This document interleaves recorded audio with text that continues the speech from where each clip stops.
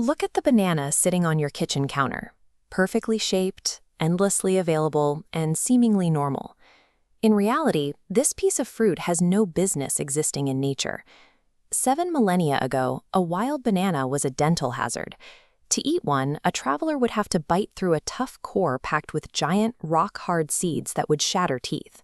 These wild ancestors didn't grow in South America or Africa.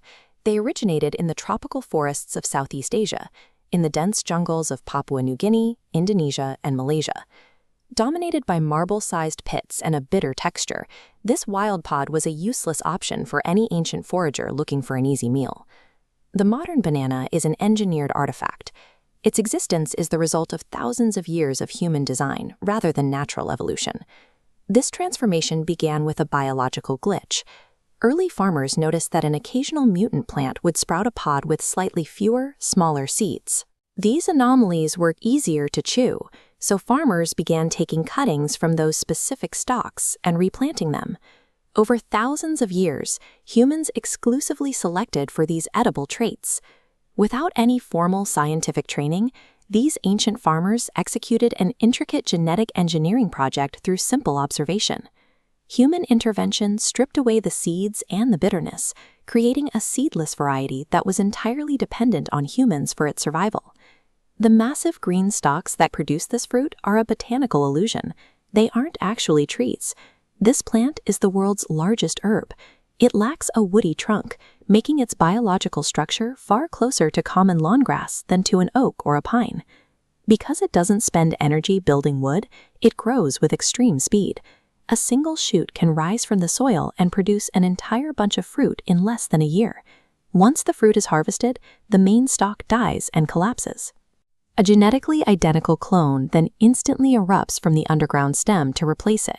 This cycle of self-cloning made the banana a highly efficient, endlessly renewable food source for early human populations. Because the plant's underground stems were resilient and easy to transport, migrating humans carried the crop with them as they moved across the globe. Ancient maritime merchants carried the plant from the islands of Southeast Asia across the Indian Ocean to the Indian subcontinent. Trade routes later pushed the crop further west, where it established new footholds across the African continent as a vital staple. This expansion occurred silently over millennia, long before steamships or the modern supermarket.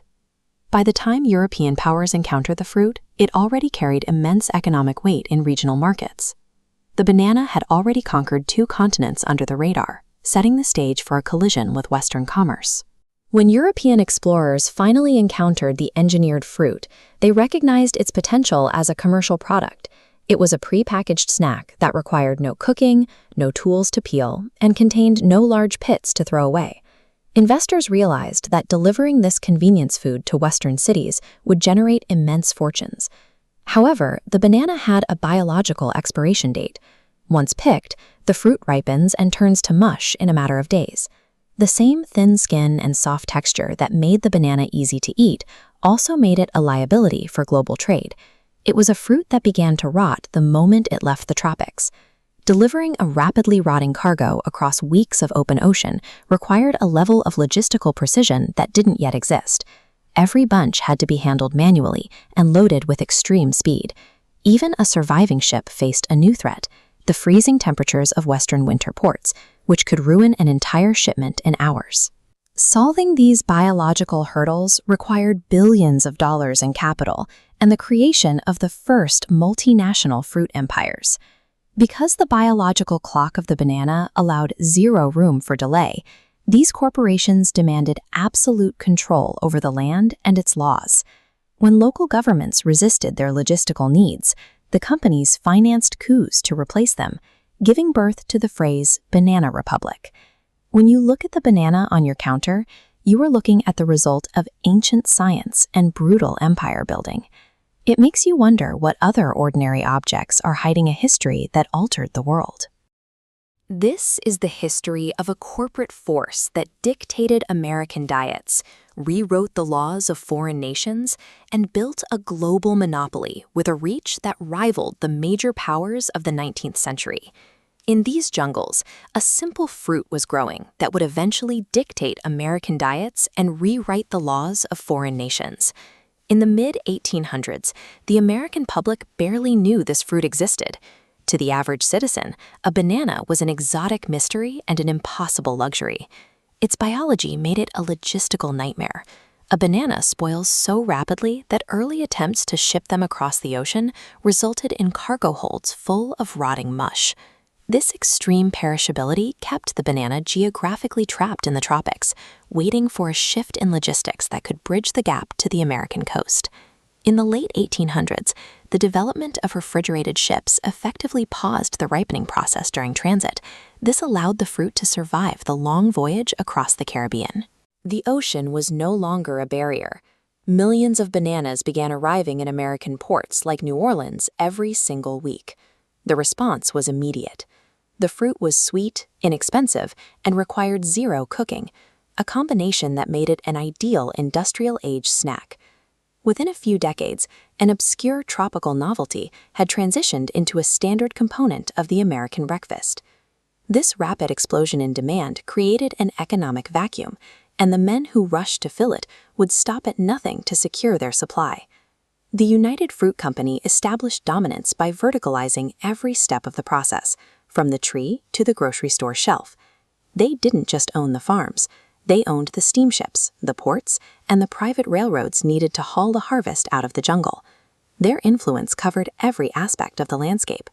They built and owned entire towns, providing the housing and stores for the thousands of workers on their payroll. This concentration of power led to the rise of banana republics, countries whose economies and governments became entirely dependent on a single company's export. The banana had become a geopolitical tool, used by a foreign corporation to exert control over the sovereign laws of Central American nations. During this era, one variety dominated the market, the Gros Michel, or Big Mike. It was the perfect commercial fruit, thicker-skinned for shipping, and, according to historians, sweeter and creamier than the bananas we eat today. Just as the empire reached its peak, a silent, highly aggressive fungus known as Panama Disease began attacking from beneath the soil. The pathogen strangled the roots, cutting off water to the plant. Because the fungus remains in the soil for decades, companies were forced to abandon thousands of acres of land as the infection spread.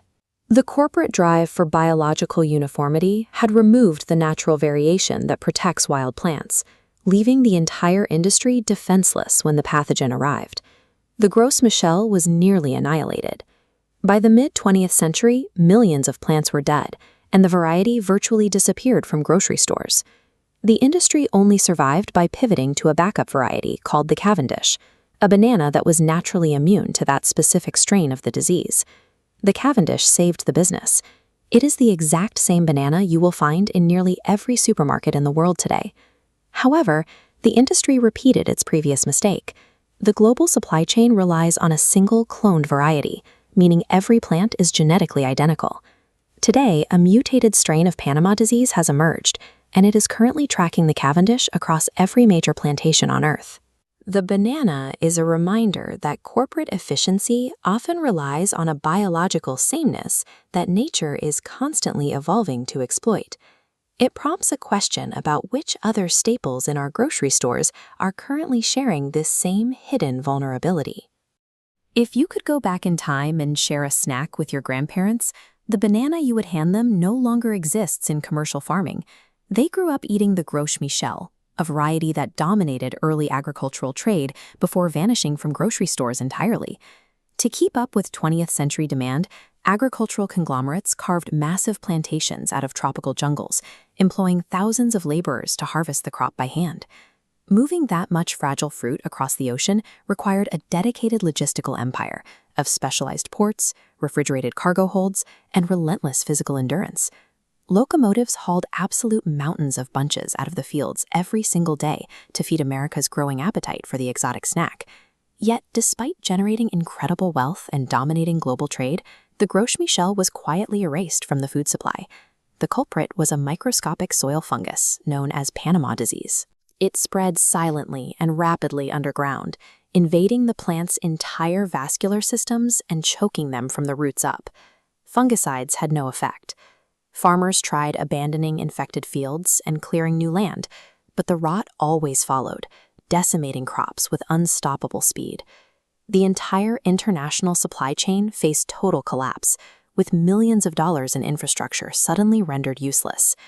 With the world's most popular export rotting in the fields, the agricultural giants had to find a way to keep their operations alive.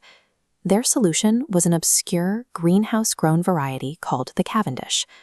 Growers generally agreed it lacked the sweet flavor of the Gros Michel, but it possessed one crucial trait: complete immunity to the original strain of Panama disease.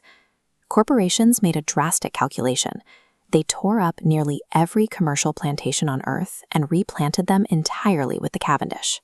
They restocked produce aisles so smoothly that consumers continued buying the fruit without realizing the original banana they loved was gone. This rapid swap saved the industry, but executing it required a biological shortcut that set a ticking clock on the new crop. The fruit we buy in stores has a highly specific biological quirk. It doesn't produce seeds. In the wild, natural bananas rely on thick, black seeds to reproduce and evolve over generations. To bypass the lack of seeds, farmers propagate the crop by cutting shoots from the base of existing trunks and planting them in the soil. This exact method was scaled up to cover thousands of miles of plantations across the globe. As this diagram illustrates, growing entirely from offshoots means every single Cavendish banana harvested today is an exact genetic clone of the very first plant. By prioritizing corporate uniformity over genetic diversity, the entire global supply chain stripped away nature's greatest defense mechanism, leaving the Cavendish completely exposed. Now, that exposure has caught up with the industry. In recent decades, a new nightmare scenario has emerged: Tropical Race 4. This mutated strain of Panama disease easily bypasses the natural defenses of the Cavendish. Looking at this model, you can see why cloning is fatal, because every plant relies on the exact same immune system. A pathogen that successfully unlocks one plant instantly cascades through every other plant on Earth. Governments are enforcing strict biosecurity measures to stop the microscopic fungus from crossing international borders. The spores are so resilient that even a few specks of infected dirt on a tourist's shoe or clothing could trigger an agricultural collapse in a new country. The identical genetics that allowed corporations to rescue the global market a century ago are now ensuring its vulnerability. Humanity consumes over 100 billion bananas every year, and that immense appetite remains entirely dependent on this single, fragile clone. Laboratories worldwide are now locked in a desperate race, attempting to genetically fortify the Cavendish before the fungus overtakes the major growing regions.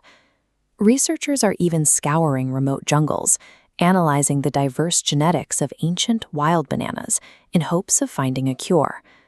That simple yellow peel sitting on your kitchen counter hides a complex history of global trade, agricultural gambles, and desperate scientific survival.